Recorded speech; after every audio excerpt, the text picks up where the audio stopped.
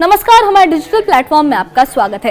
हिमाचल प्रदेश में मौसम की बेरुखी अब चिंता की वजह बनती जा रही है। 3 महीने से ज्यादा वक्त हो गया है और ड्राई स्पेल अभी भी जारी है और इस ड्राई स्पेल ने किसानों, बागवानों और जंगलों तीनों को मुश्किल में डाल दिया है। जहां एक और लोग बारिश और बर्फबारी का इंतजार कर रहे हैं, वहीं जंगलों में आग की घटनाएं डर बढ़ा रही हैं।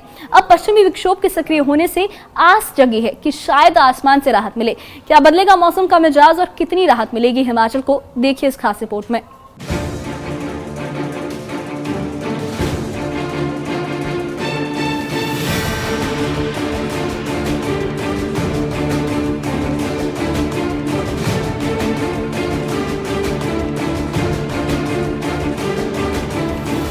प्रदेश में पिछले करीब 3 महीनों से बारिश और बर्फबारी नहीं हुई है। इस लंबे ड्राई स्पेल की वजह से ठंड तो बढ़ी है, लेकिन नमी की कमी ने कई परेशानियां खड़ी कर दी है। मौसम विज्ञान केंद्र शिमला के मुताबिक 16 से 18 जनवरी तक प्रदेश के मध्यम और अधिक ऊंचाई वाले इलाकों में बारिश और बर्फबारी की संभावना है। लाहौल स्पीति, किन्नौर, चंबा, कांगड़ा और कुल्लू के ऊपरी क्षेत्रों में बर्फ गिरने के आसार जताए गए हैं, जबकि निचले इलाकों में मौसम साफ रहने की उम्मीद जताई जा रही है। मौसम विभाग का कहना है कि 19 और 20 जनवरी को पश्चिमी विक्षोभ और ज्यादा सक्रिय होगा। इन 2 दिनों के दौरान पूरे हिमाचल प्रदेश में बारिश और बर्फबारी हो सकती है। निचले इलाकों में बारिश, जबकि ऊंची चोटियों पर बर्फ गिरने का अनुमान है। 21 जनवरी को एक बार फिर ऊंचे और मध्यम इलाकों में मौसम के करवट लेने के संकेत भी दिए गए हैं। इस बीच शिंकुला पास और ऊंची चोटियों पर बर्फ की हल्की फाहें गिरने शुरू हो गए हैं, जिसे देखने पर्यटक भी पहुँच रहे हैं। लंबे सूखे का सबसे ज्यादा असर किन्नौर में देखने को मिल रहा है। यहाँ कई जंगलों में भीषण आग लगी हुई है। उपायुक्त किन्नौर डॉक्टर अमित कुमार शर्मा ने बताया कि पिछले 4-5 दिनों से नाथपा और रिब्बा स्पॉट में आग लगी है, जबकि निचार ब्लॉक के वांगतू के जंगलों से भी आगजनी की खबरें मिल रही हैं। उन्होंने कहा कि स्थानीय पंचायतों, स्वयं सेवकों, वन विभाग और अग्निशमन विभाग की टीमें मिलकर आग पर काबू पाने की कोशिश कर रही हैं। छोटी आग पर नियंत्रण पा लिया गया है और बड़ी आग पर भी जल्द काबू पाने के प्रयास जारी हैं। पिछले 4-5 दिन से हमारे 3-4 स्पॉट्स हैं जंगलों में, खासकर जैसे नाथपा वाला स्पॉट है, रिब्बा वाला स्पॉट है। इवन आज वांगतू निचार एरिया में भी काफ़ी दिन से हमारे पास वन में जो फायर के इंसिडेंट्स हैं उनकी रिपोर्ट्स आ रही है।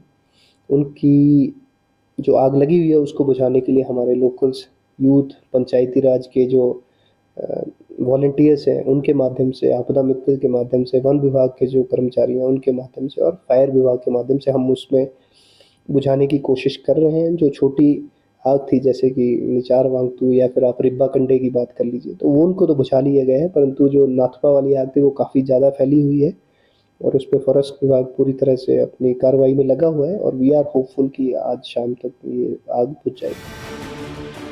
मौसम की मार किसानों और व्यापारियों की भी चिंता बढ़ा रही है। सोलन में व्यापारी विजय दुग्गल ने कहा कि कड़ाके की ठंड के बावजूद बारिश न होना किसानों के लिए बेहद नुकसानदायक है।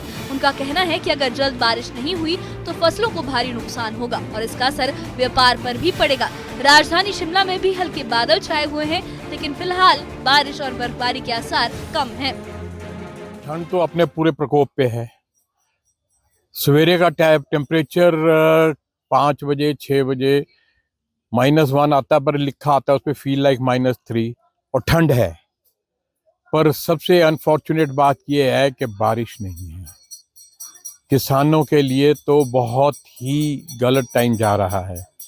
बारिश होना इस टाइम सबसे ज़्यादा ज़रूरी है, बहुत ज़्यादा ज़रूरी है, नहीं तो आने वाले टाइम में फसल का बहुत बुरा हाल होने वाला है।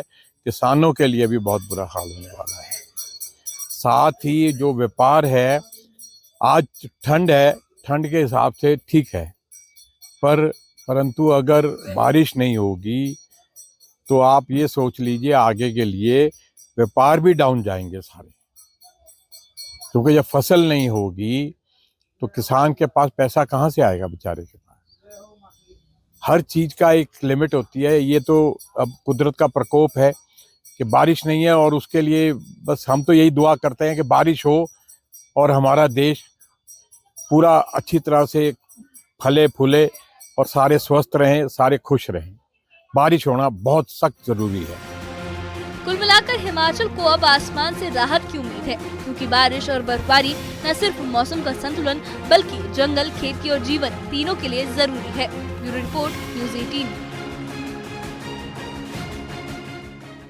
हिमाचल के लिए आने वाले दिन बेहद अहम माने जा रहे हैं। बारिश और बर्फबारी न सिर्फ मौसम को संतुलित करेगी बल्कि खेती, जंगल और जल स्रोतों के लिए भी बहुत जरूरी है। अब निगाहें आसमान पर हैं, क्योंकि हिमाचल को इस सूखे से बाहर निकालने की उम्मीद वहीं से जुड़ी है। इस बारे में आप क्या सोचते हैं, आपकी क्या राय है, हमें कमेंट बॉक्स में अपनी राय जरूर बताइए। और इससे जुड़े अपडेट्स के लिए और ऐसी ही खबरों के लिए हमारे चैनल के साथ बने रहिए। हमारे चैनल को सब्सक्राइब करिए। शुक्रिया।